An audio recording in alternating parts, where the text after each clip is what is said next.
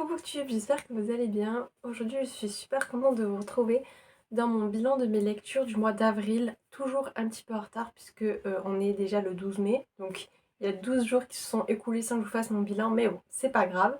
En avril, je suis contente parce que j'ai lu quand même pas mal de livres.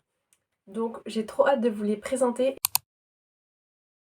On va pouvoir commencer avec Les 30 trahis de Nesrine Amari, qui est un one-shot de fantasy francophone, publié chez Stardust, donc chez Hugo Roman. C'est une fantasy que j'ai beaucoup aimée, malgré quelques petits défauts, que ce soit dans la plume ou dans les personnages, et des petites choses qui ont coincé au début de ma lecture, mais au final, ça finit par être un roman vraiment très addictif, avec une histoire politique que j'ai beaucoup aimée, et une petite touche de romance qui m'a quand même attendrie. Pour le résumer, on va suivre Phoebe, qui est la princesse de Cydia, et Cydia, c'est une contrée qui se meurt depuis le régicide. Les parents de Phoebe ont été assassinés par Emrys, le roi voisin, et depuis il n'y a plus de magie, plus de nourriture et plus de sécurité. Donc le dernier espoir de Phoebe, c'est de se faire passer pour une des prétendantes d'Emrys et de le tuer, tout simplement, parce qu'elle a un don du baiser mortel, et donc quand elle embrasse quelqu'un, il meurt. Et c'est comme ça que la magie pourrait peut-être revenir à Cydia. En tout cas, j'ai beaucoup aimé parce que vous vous doutez bien qu'ils vont tomber amoureux, évidemment. Mais contrairement à ce que j'ai pensé avant de le lire, c'est pas une romantaisie, c'est vraiment une fantaisie. La romance ne prend pas du tout toute la place par rapport à l'intrigue politique que j'ai trouvé vraiment bien menée. En tout cas, je trouve que c'est vraiment un premier roman prometteur. Et si l'autrice en publie d'autres chez Stardust, je pense que je les lirai puisque j'ai vraiment bien aimé.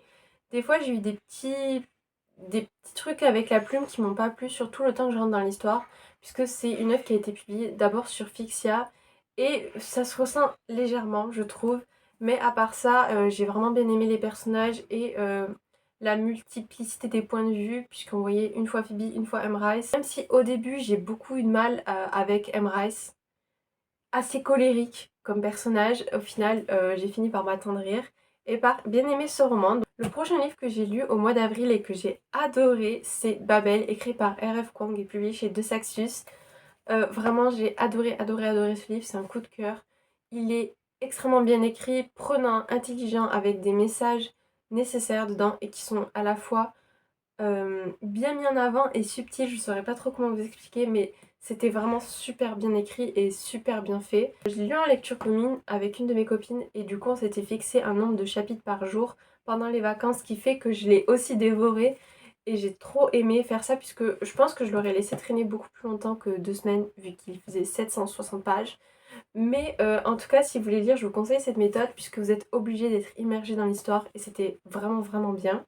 Donc pour le résumé de Babel, je vais essayer de faire quelque chose qui rend hommage à l'œuvre parce que j'ai l'impression que j'ai trop de mal à le résumer. Mais du coup, ça va se passer à Oxford au 19e siècle. C'est une fantaisie historique parce qu'il y a beaucoup de choses qui se sont passées avec beaucoup de choses empruntées à l'histoire mais avec une touche de fantaisie. On va suivre un petit garçon chinois orphelin qui va être recueilli par un professeur anglais qui va le renommer Robin et qui va du coup le ramener en Angleterre pour en faire un étudiant de Babel. Donc il va devoir apprendre pendant plusieurs années chaque jour le latin et le grec pour rentrer à Babel et devenir traducteur. Donc pour Robin, c'est vraiment le meilleur endroit de sa vie puisqu'il va rencontrer des amis et c'est le seul endroit où il va se sentir à sa place. Il va faire des études qui vont l'enchanter, des études de traduction, sauf qu'il va bien vite se rendre compte que ces études profitent à l'empire colonial britannique plutôt que à tout ce que ça aurait pu profiter. J'ai beaucoup beaucoup aimé Robin et j'ai vraiment bien aimé ses amis. Après, j'aurais bien aimé qu'il soit un petit peu plus présent et un petit peu plus construit, mais j'ai vraiment bien aimé, c'était ultra ultra intéressant et en faisant moi-même des études de lettres, j'ai trouvé trop intéressant de voir d'autres étudiants qui font des études de lettres, même si c'est plus de la traduction. J'ai adoré ce roman et pareil pour l'action, pour les retournements de situation, toute la partie politique, j'ai adoré. Vraiment c'est le génie, je trouve, et je l'ai adoré. Donc si vous l'avez dans votre palle, même s'il fait peur vu l'épaisseur, sortez-le de votre palle et personnellement j'ai pas du tout eu de mal à rentrer dans l'histoire. Je précise juste aussi attention aux trigger warning parce que il y en a pas mal mais ils sont tous écrits au début. Donc s'il y a des choses qui vous touchent plus que d'autres, n'hésitez pas à les lire avant de commencer ce roman. Suite à ça, j'ai lu Divine Rivals de Rebecca Ross. Je l'ai lu en anglais mais il vient d'être traduit sous le nom de Divine Rivalité et je l'ai beaucoup aimé. Je suis actuellement en train de lire le tome 2. Je comprends sa hype. Vraiment, j'ai beaucoup aimé. Ça manquait un tout petit peu de développement pour moi, pour la relation entre les personnages et pour l'univers. Mais c'est vraiment pas grand chose. Ça reste quand même une très bonne lecture. Mais du coup, c'est ultra compliqué de le résumer, je trouve. Enfin, ça fait je sais pas combien de fois que je recommence pour tout vous dire. Le résumé qu'on en a fait, je trouvais pas qu'il avait vraiment grand chose à voir avec le livre que j'ai lu. Et j'ai pas envie en même temps de vous spoiler, mais c'est dans un monde du coup de fantasy où il y a une guerre entre deux dieux et où du coup les gens partent à la guerre mais en même temps la vie continue. Ça ressemble un petit peu à l'époque, à la Première Guerre mondiale je trouve, mais en fantasy et avec du coup deux personnages qui vont tomber amoureux et une touche de magie.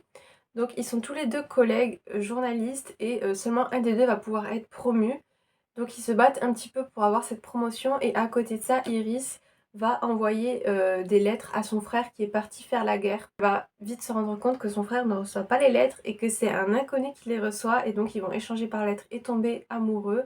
Sauf que peut-être que vous doutez bien que l'inconnu c'est son collègue journaliste qui se bat contre elle en fait tous les jours pour être promu. C'est vraiment une petite partie de l'histoire puisque après ça va avancer et on va plus voir cette guerre et les personnages vont devoir écrire sur d'autres sujets. Enfin bref, j'ai vraiment pas envie de vous spoiler, mais sachez que cette histoire de promotion du meilleur journaliste, c'est clairement pas toute l'histoire du roman. C'est vite résolu et après on va rentrer dans le vif du sujet. Mais je vais pas vous dire qu'est-ce que c'est. En tout cas, j'ai beaucoup aimé. C'était trop mignon. Enfin vraiment la romance est adorable. Adorable. Et j'ai adoré ce livre. Je le trouve trop beau en plus. Genre vraiment je suis amoureuse de cette édition alors qu'elle est même pas collector. Pour couper avec ces trois fantaisies incroyables, j'ai lu Un si petit oiseau de Marie Pavlienko que j'avais en réalité lu 2 fois. C'est très rare que je relise mes livres 3 fois, donc sachez que du coup ça montre un petit peu la beauté de celui-ci. Il est très poétique, beau, doux et poignant.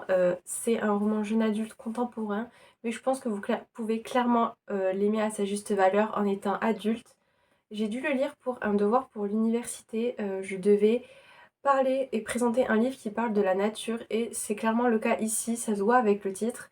Mais en réalité, il y a une énorme présence et un énorme amour pour la nature et en particulier donc pour les oiseaux. En dehors de ça, il est vraiment beau et plein d'espoir et fort.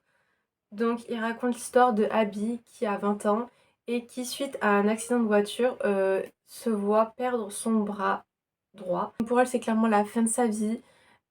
Ça l'empêche de réaliser son rêve de vétérinaire, elle perd tous ses amis, elle est réveillée par des douleurs fantômes, n'a plus aucun goût à rien, jusqu'à ce qu'elle rencontre Aurel, un ancien ami à elle de l'école primaire, qui va petit à petit se rapprocher d'elle et qui va lui faire découvrir sa passion des oiseaux. Et finalement, en sortant de plus en plus observer les oiseaux, elle va se rapprocher de la nature et c'est ce qui va un petit peu lui faire remonter la pente petit à petit. Et c'est un roman vraiment beau. Ça parle d'un thème, donc l'amputation, que je n'ai jamais vu abordé dans aucun autre livre que dans celui-ci. Et j'ai trouvé ça fait de manière vraiment juste et bienveillante. Et c'est cru, mais en même temps c'est réel. Je saurais pas trop comment vous expliquer.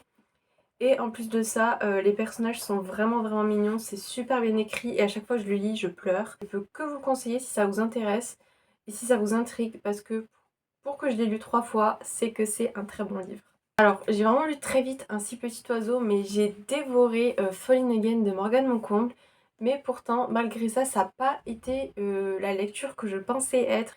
J'ai bien aimé ce livre, il était extrêmement addictif et comme chaque livre de Morgane Moncomble, j'ai beaucoup aimé les personnages. Mais pour ce qui est du plot et de l'histoire en elle-même, j'ai été plutôt déçue. Donc pour le résumé, on va suivre Fleur et Aaron qui se sont connus pendant l'enfance, ils étaient amoureux. Sauf qu'il va y avoir un événement qui va faire qu'ils vont devoir couper les ponts jusqu'à ce qu'on se retrouve plusieurs années plus tard. Fleur est écrivaine de BD et de webtoon, mais malgré ses auto-éditions et ses participations à des concours, elle n'arrive pas à percer et à se faire reconnaître, à vendre ses œuvres, jusqu'à ce qu'elle se fasse repérer par une entreprise de jeux vidéo pour son talent de graphiste et qu'elle se fasse embaucher là-bas. Sauf que qui est-ce qui travaille dans cette entreprise de jeux vidéo? Aaron. Sauf que il ne semble en aucun cas se souvenir de Fleur et quand ils vont tomber nez à nez, il va la prendre pour un inconnu. Donc Donc on va un peu suivre du coup ce nouveau départ et cette nouvelle romance entre tous les deux. J'aurais beaucoup plus aimé cette œuvre si on parlait du premier amour plus au collège et au lycée qu'à l'école primaire. Parce que j'ai trouvé ça vraiment pas du tout crédible, enfin c'est l'école primaire. Et en plus de ça, on est sur un univers de K-drama. Alors je n'en regarde pas, même si c'est pas que je déteste ça ou quoi, c'est juste que je trouve ça un petit peu long. J'ai du mal à me concentrer 1 heure par épisode. C'est pas forcément ça que j'ai pas aimé dans l'histoire, mais c'était vraiment trop présent. Ça reste une histoire très addictive, on est toujours dans cet univers de Morgane Moncomble, et même si j'ai pas aimé les amis de Fleur, pardon, leurs collègues de bureau et la relation entre Fleur et Aaron restait très très très mignonne et j'ai beaucoup aimé les personnages.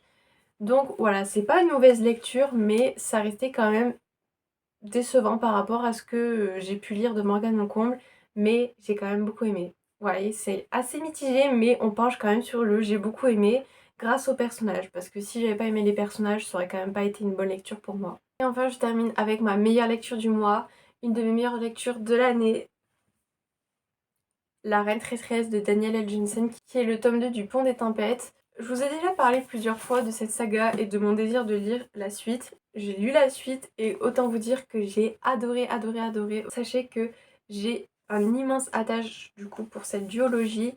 Il y a un tome 3, je crois qu'il s'appelle L'Héritier Insoumis, qui se passe en parallèle de La Reine Traîtresse avec d'autres personnages, donc je pense pas le lire pour le moment. J'ai peur que ça soit assez redondant. Mais du coup, pour le Pont des Tempêtes, je vous ai déjà fait le résumé plusieurs fois, mais on est sur une histoire de mariage arrangé entre deux contrées qui se sont fait la guerre, mais qui finalement arrivent à trouver un terrain d'entente. Donc c'est la fille du roi de Maridrina qui doit épouser le roi d'Itikana. Je sais que quand j'ai fait mon bilan de janvier, où je vous présentais le Pont des Tempêtes, j'ai vraiment écorché le nom tout le long. Du coup, c'est bien Itikana. Et donc, il va y avoir ce mariage arrangé, sauf que Lara, la princesse qui doit épouser du coup le roi d'Itikana, a été entraînée toute sa vie à combattre dans le but de le trahir et de donner à son père les meilleures stratégies de guerre en fait pour pouvoir anéantir ce royaume.